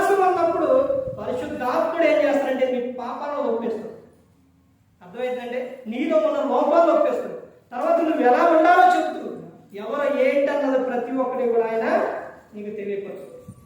అంటే నీలో ఉన్న ఏదైనా కానీ నీ కుటుంబం రక్షింపబడాలన్నా, నీలో ఉన్న లోపమైన అసలు ఎందుకు ఇలా జరుగుతుందన్నా ప్రతి ఒక్కటి కూడా ఏం చేస్తాడు పరిశుద్ధాత్ముడు ఆలోచనిస్తాడు. ఇలా దేవుని దగ్గరకు వచ్చి, దేవుని మందిరానికి వచ్చి ఉపవాసం ఉండి ఆయనకు ప్రార్థన చేస్తున్నప్పుడు ఎక్కడ 2-3 కూడి ఉంటారో అక్కడ యేసుక్రీస్తు ప్రభువారు ఉంటారని చెప్పారు. ఆయన ఉన్న చోట ఆ తర్వాత నీకు ఆలోచన ఇచ్చి నడిపించేది పరిశుద్ధాత్మ దేవుడు. తర్వాత ఏమని చెప్పారు? అక్కడ ఉన్న వారు ఉపవాసం ఉండగా పౌలును బర్నబాను నా పనికి దేవుని పనికి వారిని ఏర్పరిచారు కాబట్టి వారిని పంపండి అని పరిశుద్ధాత్ముడు చెబుతారు. తర్వాత ఇంకా ముందుకెళ్తే చూడండి ఏమని చెబుతున్నారు. అపోస్తుల కార్యాలు 14వ అధ్యాయం 23వ వచనం నుంచి చూడండి. మరియు ప్రతి సంఘములో పెద్దలు ఏర్పరిచి ఉపవాసం ఉండి ప్రార్థన చేసి వారిని నమ్మిన ప్రభువునకు వారిని అప్పగించిరి. అర్థమైందండి? సంఘములో సంఘ పెద్దల గురించి బైబిల్ గ్రంథంలో చాలా విషయాలు ఉన్నాయి. వాళ్ళు అధ్యక్ష పదవి వాసించిన వారు ఏ విధంగా ఉండాలి, ఎలా ఉండాలి అనేది చెబుతూ ఇక్కడ కూడా ప్రతి సంఘములో వారికి పెద్దలను ఏర్పరిచి ఉపవాసం ఉండి ప్రార్థన చేసి వారు నమ్మిన ప్రభువులకు వారిని అప్పగించిరి. ఏదైనా ప్రతి ఒక్కటి కూడా ప్రార్థన వలన ఏదైనా కానీ సాధ్యం. అపోస్తలుడైన పౌలు గారు కొరింథీయులకు రాసిన 2వ పత్రిక, అపోస్తలుడైన పౌలు గారు కొరింథీయులకు రాసిన 2వ పత్రిక 6వ అధ్యాయం 5వ వచనం నుంచి చూడండి. 5వ వచనం. శ్రమల యందును ఇబ్బందుల యందును దెబ్బల యందును చెరసాలలోను అల్లరిలోను ప్రయాసములోను జాగరములోను ఉపవాసములోను మిగులు ఓర్పు గల వారిమై ఏమిటంట? ఓర్పు కార్యాలు చేయకుండా కాపాడు. ఓర్పు అనేది అది చాలా గొప్పదండి, చాలా గొప్పది. నువ్వు ఓర్చుకున్నప్పుడు, నువ్వు తగ్గించుకొని ఉన్నప్పుడు ఎవరైనా సరే మారిపోతారు. రోమీయులకు రాసిన పత్రికలో చెబుతారు అపోస్తలుడైన పౌలు గారు ఓర్పు గురించి. అందులో నుంచే పుట్టుకొచ్చినదే ఏమిటి అని అంటే ప్రార్థన. అంటే ఆ విధంగా కలిగి నువ్వు ఉన్నప్పుడు, ఓర్పు సహనం తగ్గింపు ఇవన్నీ కలిగి ఉన్నప్పుడు నువ్వు ప్రార్థన చేస్తే ఆ ప్రభువు వింటడో. తర్వాత నీ ఇంటి వారైనా ఎవరైనా కానీ మారగలరు. ఒకటే కారణం, మన ప్రవర్తన సరిగా ఉంది, మన నోరు కంట్రోల్లో ఉంటే మన భక్తి బాగుంటుంది. ఇవేమీ లేకుండా నిన్ను ఏది చేసినా కానీ దేవుడు వినడం, ఎక్కడున్న వాళ్ళు మారు. ఇంకా ఎందుకు భక్తి చేయడం? ఒకసారి ఆలోచించండి. నీ మట్టుకు నువ్వు ఎలా ఉండాలో తెలుసండి, జాగ్రత్తగా ఉండాలి. ఇప్పుడు ఇక్కడ ఉన్న వారిని రక్షించుకో, ఇక్కడ ఉన్న వారి పట్ల మంచిగా లేక తర్వాత ఈ లోకం విడిచినప్పుడు యాడికి వెళ్ళిపోతావు? నరకానికి వెళ్ళిపోతావు. అన్ని విషయాల్లో ప్రభు అన్ని విషయాల్లో ఎలా ఉన్నారో తెలుసండి, అన్ని విషయాల్లో చాలా తగ్గించుకొని చాలా జాగ్రత్తగా ఉన్నారు. యోహాను సువార్త 7వ అధ్యాయం 1వ వచనం నుంచి చెబుతున్న విషయం ఏంటంటే, యేసుక్రీస్తు ప్రభువారు సహోదరులే ఆయన పట్ల ఏముంచలేదు, విశ్వాసం ఉంచలేదు. అక్కడికి వచ్చినప్పుడు వాడు అన్న విషయాలు ఏంటో తెలుసండి. ఈ రోజున ప్రార్థన చేసేవారు కానీ, మందిరానికి వెళ్ళేవారు కానీ, ఎవరైనా కానీ ప్రతి ఒక్కరూ గమనించుకోవాల్సిన విషయం ఏంటంటే, యేసుక్రీస్తు ప్రభువారే మనకు మాది. ఆయన అక్కడికి వచ్చినప్పుడు వాని సహోదరుడు నువ్వు ఎక్కడ కాదు, వెళ్ళి ఎవరికి చెప్పుకో, నీ శిష్యులకు చెప్పుకో అన్నారు. అంటే అదే ఈ లోకం అన్నవారైతే ఎరా నాకు హక్కు లేదా, నాకు సంబంధం లేదా, ఏదో మీరు మాట్లాడేది అన్నారనుకోండి, ఈ విధంగా మాట్లాడుతున్నారు అనుకోండి, అసలు వాళ్ళలో ఏ విధంగా ఉంటుంది అలా చెప్పలేదు యేసుక్రీస్తు ప్రభువారు. ఆ విధంగా అనలేదు. ఎంత తగ్గించుకొని ఉన్నారంటే పిలిపిలకు 2వ అధ్యాయంలో ఉంటుంది. ఆయన తగ్గింపుతనం ఎలాంటిదంటే అది దేవుడితో సమానం. అంటే తండ్రి అయిన దేవుడితో నాకు అన్ని సమానంగా అన్ని ఉన్నా కానీ ఆయన ఎంత తగ్గించుకున్నారో తెలుసండి. అందుకని తండ్రి అయిన దేవుడు ఏం చేశారంటే ప్రభువును హెచ్చించాడు. ప్రతి నామం పై నామం ఆయన ఏం చేసిండు హెచ్చించాడు. ప్రతి మోకాలు క్రీస్తు ఎదుట మొంగ, ప్రతి నాలుక ప్రభు అని యేసు ప్రభు అని నువ్వు ఒప్పుకోవాలి. అంతగా హెచ్చించాడు. తర్వాత ఇక్కడ అపోస్తలుడైన పౌలు గారు చెబుతున్న విషయం రెండోసారి, అంటే మొదటిసారి చెప్పినప్పుడు ఎలా ఎందుకు రెండో పత్రిక రాయాల్సి వచ్చింది? ఒక పత్రిక సరిపోదా? ఒకసారి సరిపోదండి. మరలా పరిశుద్ధాత్ముడు మరలా రెండో పత్రిక ఎందుకు రాపించిండు? ఎందుకు పౌలు గారు మరలా రెండో పత్రిక ఎందుకు రాశారు అంటే, రెండో పత్రిక చదవండి. రెండో పత్రికలో చెబుతున్న ఒక మొదటి దాంట్లో చెబుతురు, రెండోసారికి వచ్చేసరికి కొంచెం డీప్గా వెళ్ళిపోతారు. బాగా చెప్తారు, ఎక్కువగా బాధతో దుఃఖంతో. మేము ఇన్ని చేసిన మేము ఎలా ఉన్నామో తెలుసా, ఓర్పు కలిగి ఉన్నాము అని అపోస్తలుడైన పౌలు గారు చెప్తారు. తర్వాత ఇంకా చివరిగా చూడండి, అపోస్తలుల కార్యాలు అపోస్తలుడైన పౌలు గారు కొరింథీయులకు రాసిన రెండో పత్రిక 11వ అధ్యాయం ఇక్కడ కూడా ఎక్కువ అదే సందర్భం కనబడుతుంది. చూడండి 27వ వచనం, ప్రయాసలతోనూ కష్టములతోనూ తరచుగా జాగరణలతోనూ ఆకలి నొప్పులతోనూ తరచుగా ఉపవాసములతోనూ చలితోనూ దిగంబరములతోనూ ఉంటిని. చెప్పవలసినవి అనేకములున్నవి, ఇవియును గాక సంఘములన్నీ గురించిన చింతయు కలదు. ఈ వారము దినదినము నాకు కలుగుచున్నది. చూశారండి అపోస్తలుడైన పౌలు గారు బాధ చూశారా? ఈ రోజున సేవకుల బాధ కూడా అదే. సేవకుని బాధ కూడా ప్రతి ఒక్క సేవ ఎక్కువ బాధ ఏంటంటే ఇదే బాధ. ఏంటంటే ఆయన ఎన్ని విధాలుగా ఉన్నారు అక్కడ చెబుతున్నారు, ఎన్ని విధాలుగా చెబుతున్నారు. ఈ రోజున ఆయన ఒకనాడు ఆయన చేసిన విధానం, ఈ రోజున సేవకులు ఎండనక వాననక చల్లనక లేకపోతే ఏదైనా కానీ మీ దగ్గరకు వచ్చి సంఘానికి వచ్చి వాక్యం చెబుతున్నారంటే, మిమ్మల్ని బలపరుస్తున్నారని అంటే ఎందుకంటే మీ ఆత్మలను రక్షించాలి. అందుకని కింద ఇష్యూ ఏమని చెప్తున్నాడు, ఇవియును కాక అన్ని బాధల పట్ట అన్ని ఉన్నా కానీ ఉపవాసం ఉన్నా ఎన్ని ఉన్నా అవి కూడా కాక ఆయన పడుతున్నది ఏంటి కాక సంఘములన్నింటినీ గూర్చిన చింతయు కలదు.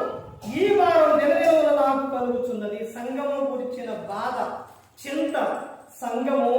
సంఘములో వాళ్ళు ఎలా ఉండాలంటే ఐక్యత కలిగి ప్రేమ కలిగి దేవుని పనుల విషయాల్లో ముందుకు సాగాలి అనే విధానంలో ఉండాలని కోరుకుంటున్నారు. కానీ ఈ రోజున అలాంటి ఆసక్తి అనేది కనబడటం లేదు. ఒక విషయం ఏంటంటే ఇన్ని నెలల్లో బట్టి ఒకసారి 2 సార్లు ఇక్కడ ఉండడం జరిగింది. కానీ సంఘం రాకముందు ఇన్ని నెలల్లో ఎప్పుడైనా వచ్చి మిమ్మల్ని వేరే విధంగా కాదండి, బాధ పెట్టాలని కాదు, ఆలోచించండి. పౌలు గారు చెప్పిన విషయం బట్టి చెబుతున్నాను. సేవకుడు వచ్చేసరికి ఎప్పుడైనా తలుపు తీసి కూర్చున్నారా? సేవకుడు వచ్చి ఏం చేయాలి? ఏం చేసి తర్వాత ఏం చేయాలి? స్టార్ట్ చేసి బాగా ఎన్ని అప్పుడు కానీ కొన్ని సంఘాలు ఎలా ఉంటాయో తెలుసండి, చెప్పిన సమయానికి సేవకుడు రాడు. వీళ్ళే ఏం చేస్తారు తెలుసా? అన్ని సిద్ధపరిచి పాటలు పాడి ఉన్న తర్వాత ఆయన వచ్చి వాకింగ్ అక్కడ మామూలు చెబుతుంది కూడా జరుగుతుంది కూడా. ఏమైపోతుంది ఆసక్తి? ఇదివరకు చేశారా? ఇదివరకు చేసిన ఆసక్తి ఇప్పుడు ఏమైపోతుంది? ఆసక్తి ఎప్పుడు కూడా పోకూడదు. ఆసక్తి పోయిందో ఆత్మలో తీవ్రత తగ్గిపోతుంది. అర్థమవుతుందంటే ఎప్పుడు కూడా క్రీస్తులో ఎప్పుడు కూడా ముందుకు సాగే పగపగ మండే వారిగా ఉండాలి. ఆ విధంగా ఉండాలి. 6 గంటలకు ప్రార్థన అంటే లేదా 7 గంటలకు ప్రార్థన అన్నా నువ్వు ముందొచ్చి ఇక్కడ కూర్చొని నువ్వేం చేయాలి?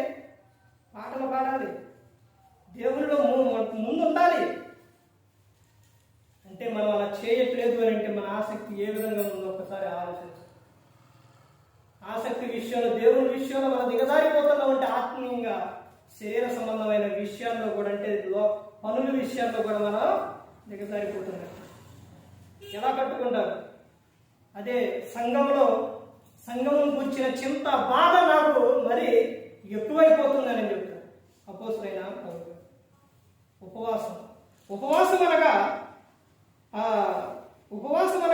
అర్థం ఏంటో తెలుసండి? ఉపవాసం అంటే చివరిగా చూడండి, ఉపవాసం అంటే రాసుకునే వాళ్ళు ఉంటే రాసుకోండి. ఉపవాసం అంటే పాపాత్ములమని ఒప్పుకోవాలి. ఏంటంటే మేము మాలో ఏదైనా ఒక ఆలోచన కానీ, చూపు కానీ, మాట కానీ ఏదైనా వచ్చిందో మా తప్పు క్షమించమని నువ్వేం చేయాలి? దేవుని ఎదుట ఒప్పుకోవాలి. తర్వాత దేవుని ఎదుట విజ్ఞాపన చేయాలి. ప్రతి ఒక్క దానికి రెఫరెన్స్ కూడా ఉంది, కావాలంటే రెఫరెన్స్ కూడా చెబుతాను.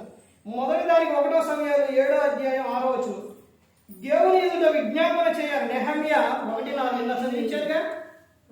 దేవుడు వారి ప్రార్థన విన్నాడు. తర్వాత చెబుతున్న విషయం ఇంకా అన్నపానములు చేయబడి. ఎస్తేరు 4వ అధ్యాయం 16వ వచనం. ప్రభువును సేవించాలి. అపోస్తలుల కార్యాలు 13:2. ప్రార్థన చేయాలి. అపోస్తలుల కార్యాలు 13వ అధ్యాయం 3వ వచనం. ఇది ఉపవాసం అంటే. ఎన్ని విషయాలు నేర్చుకున్నాం తెలుసండి ఉపవాసం గురించి? ఎన్ని విషయాలు నేర్చుకున్నాం? ఉపవాసం ఉన్నప్పుడే, నువ్వు ఆకలిగా ఉన్నప్పుడు అపవాది నిన్ను టార్గెట్ చేస్తాడు. అలా చేసినప్పుడే నువ్వు ప్రార్థనలో ఎక్కువ గడపాలి.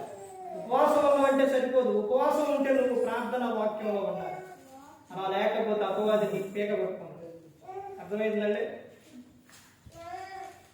ఎందుకనంటే నువ్వు మాట ఇచ్చి నువ్వేం చేస్తావో తప్పుకుంటున్నావు కాబట్టి దేవుడు నిన్ను విడిచిపెడితే, దేవుడు భ్రష్ట మనసుకు అప్పగిస్తే ఏం జరుగుతుందో తెలుసండి? రోమిలకు రాసిన పత్రిక 1 అధ్యాయం 25 దేవునికి నీ హృదయంలో కానీ చోటు ఇవ్వకపోతే దేవుడు ఏం చేస్తాడో తెలుసండి? భ్రష్ట మనసుకు అప్పగించాడు. అప్పుడు ఏం జరుగుతుంది తెలుసండి? నువ్వు చేయరాని కార్యాలు చేస్తావు. వాడు ఎక్కడ ఉంటాడో తెలుసండి అపవాది? సమాధుల్లో, పొలాల్లో, ఊరు బయట ఉండడంతున్నారా? అక్కడే ఉంటాడు. పరలోకంలో ఎక్కడుంటో తెలుసండి? ప్రభు సింహాసనం ఏడైతే ప్రభు సింహాసనం ద్వారకం యొద్ద ఉంటాడు. ఉండి ఇక్కడ జరిగేది మొత్తం కూడా అంతా కూడా చూస్తూ ఉంటాడు. సౌలు గారి జీవితంలో అపవాది ఏమంటాడో తెలుసండి? ప్రభు ఇదిగో సౌలు నీ మాట వినట్లా, అంటే లెక్కలేదు, నీ మాట వినట్లా సౌలు. నువ్వు సౌలులో నుంచి నీ ఆత్మను తీస్తే నేను వెళ్ళిపోవాలి. ఆత్మ వెళ్ళిపోయింది. దేవుని ఆత్మ ఎప్పుడైతే తీసేసిందో దురాత్మ వచ్చింది. ఏం చేసింది పౌలు? అది సౌలు గారు పరిస్థితి ఎలా ఉంది? 40 సంవత్సరాలు రాజ్య పరిపాలన చేయాల్సిన ఆయన ఎంతో బాధపడుతూ, దుఃఖంతో, ఏడుస్తూ, సంతోషం లేకుండా, కోపంతో, ద్వేషంతో ఇవన్నీ జరిగింది. నువ్వు దెయ్యానికి చోటిచ్చావో ప్రమాదకరమైన స్థితిలోకి వెళ్ళిపోతావు. దేవునికి చోటిచ్చావో నువ్వు దినదినం ఫలించి అభివృద్ధి చేస్తావు. దేవుని 2 విషయాలు గుర్తుపెట్టుకోండి. గలతీయులకు రాసిన పత్రిక 5వ అధ్యాయంలో ఉంటుంది. దేవునికి చోటిస్తే 22వ వచనం, నీలో కనపడేది ఆత్మ ఫలాలు కనపడతాయి. అర్థమైందండి? అదే దేవునికి చోటిగా దెయ్యానికి చోటిస్తే నీలో 19వ వచనం, శరీర కార్యాలు నీలో కనపడతాయి. అర్థమైందండి? అందుకని ప్రతి ఒక్కరు గమనించుకోవాలి. ఈ లోకంలోని చేయవలసినది ప్రతి ఒక్కరు గమనించుకోండి. అంటే దేవునిలో ఉంటే, ప్రార్థన చేస్తే, దేవుని ఎందుకు వస్తే నాకేంటి ఆశీర్వాదం అంటే, నాకేంటి దీవెనంటే, ఒకటి నువ్వు ఈ లోకంలో నువ్వు బహుగా ఫలించి యోహాను సువార్త 15 అధ్యాయం 7, 8, 9 వచ్చినారు. అలా ఫలిస్తే నా తండ్రి మహిమ పరచబడుతుంది. అపోస్తలుడైన పౌలు గారు ఎఫెసీయులకు రాసిన పత్రిక 1 అధ్యాయం 3వ వచనం, పరలోకంలో ఆత్మ సంబంధమైన ఆశీర్వాదాలు అక్కడ ఉన్నాయి. అర్థమైందండి? అందుకని మీరున్న దానికి, మీరు చేసేదానికి కొన్ని అపోస్తలుడైన పౌలు గారు కొరింథీయులకు రాసిన పత్రిక 15వ అధ్యాయం 58వ వచనంలో ఆ ప్రభువునందు మీ ప్రయాస వ్యర్థమైపోదు. ప్రభువునందు మీ ప్రయాస వ్యర్థమైపోదు. నేను ఉదయకాల సమయం నుంచి ఇప్పుడు వరకు ఏమీ తినకుండా తాగకుండా ఏంది అది బాధతో ఎంతో ఇదిగా ఉన్నా నీ ప్రయాస ప్రభువునందు దేవుడు ప్రతి ఒక్కటి చూస్తుందో దేవుడు మీకు ప్రతిఫలం ఇస్తాడు. అయితే మీరు ఎప్పటికీ కదలని వారును స్త్రీలను ఎప్పటికీ ప్రభువునందు ఆసక్తులై ఉంది. ఇన్ని చేస్తున్నా నీవు ఆసక్తి విషయంలో మాన్యత అనేది ఉండకూడదు. అర్థమైందండి? అందుకని ప్రతి ఒక్కరు గమనించుకోండి. ప్రభు మిమ్ములను మీ కుటుంబాలను దీవిస్తాడు, ఆశీర్వదిస్తాడు. ప్రభు మీరు చేసే ఏ ఒక్కటి కూడా వ్యర్థమైపోదు. మీ ప్రార్థన వ్యర్థమైపోదు, మీ పనులు మీరు చేసే పని వ్యర్థమైపోదు, మీరు దేవునికి చెప్పేది వ్యర్థమైపోదు. ఏ ఒక్కటి ఏది కూడా వ్యర్థమైపోదు. ప్రభు ప్రతి ఒక్కటి కూడా చూస్తున్నాడు. కీర్తన 130, నువ్వు కూర్చుంటా, లేచుట, పడుకుంటా మొత్తం కూడా నాకు తెలుసు. ప్రతి ఒక్కటి తెలుసు అని చెప్తున్నాడు. మీరు ఏ విషయంలో బాధపడిపోయింది, ఏ విషయంలో దిగులు పడిపోయింది. ఫిలిప్పీయులకు 4వ అధ్యాయం 4వ వచనం నుంచి 7వ వచనం వరకు, తర్వాత 19వ వచనం. ఎన్నోసార్లు ఈ సందర్భం చెప్పాను. అర్థమైందంటే దేవుడు మీ ప్రతి అవసరం కూడా తీరుస్తుంది. ఆయన యందు ఆయన మాట ఎలా వినాలి? ద్వితీయోపదేశకాండం 28వ అధ్యాయం. దేవుని మాట అశ్రద్ధగా కాకుండా శ్రద్ధగా వినాలి. వింటే మీరు దీవించబడతారు. అర్థమైందండి? మీరు, మీ కుటుంబాలు, ఈ ఊరు, మీ కుటుంబాలు ప్రతి ఒక్కరూ కుటుంబం కూడా దీవించబడాలి, ఆశీర్వదింపబడాలి. ఊరు బహుగా, ఏ ఊరు? రాజు. అంటే ఎలా ఉండాలి? రాజులాగా ఉండాలి, పేదవారిగా కాదు. అర్థమైందండి? అంటే నువ్వు చేసే విషయం దేవుని విషయంలో అలా ఉండాలి. ఎలా ఉండాలి? దేవుని విషయంలో, దేవునికి ప్రార్థన చేసే విషయంలో కానీ, తగ్గింపు విషయంలో కానీ, ప్రతి ఒక్క విషయంలో దేవాలయం ఉండాలి నువ్వు. అర్థమైందండి? ఆ సందర్భంలో సొంకరి సమయం వీళ్ళిద్దరి విషయాలు, ప్రార్థన చేసే విషయం, తగ్గింపు. అర్థమైందండి? ఆ విషయంలో ప్రభు దగ్గర నువ్వు తగ్గించుకునే ఉండాలి, హెచ్చింపబడకూడదు. అలా హెచ్చింపబడితే హేరోదు పరిస్థితి ఏమైంది? ఉరుగులు పడి చనిపోయింది. అర్థమైందండి? హెచ్చింపు రాకూడదు దేవుని విషయంలో. కానీ దేవుని విషయంలో, దేవునిలో నువ్వు ఉన్నప్పుడు, నువ్వు అలా తగ్గించుకొని ఉన్నప్పుడు, నువ్వు మోకాళ్ళని తల వంచుకొని నువ్వు ప్రార్థన చేసినప్పుడు నిన్ను దేవుడు తల ఎత్తుకునేవాడిగా చేస్తాడు. అందుకని ప్రతి ఒక్కరు గమనించుకొని, ప్రతి ఒక్కరు కూడా తెలుసుకోవాలి. ఏ ఒక్కరు కూడా నశించి నరకానికి వెళ్ళిపోకూడదని యేసుక్రీస్తు ప్రభువు ఈ లోకానికి వచ్చి మనందరి కోసం శిలువలో తన ప్రాణాన్ని పెట్టాడు. మరి ఈ విధంగా నేను పెట్టి మాట్లాడించిన తండ్రి అయిన దేవునికి కృతజ్ఞతాస్తుతులు చెల్లిస్తూ, ఇంతవరకు శ్రద్ధగా ఉన్న మీకు ప్రభు పెద్ద హృదయపూర్వకంగా చెల్లిస్తూ ఈ మాట అందరికీ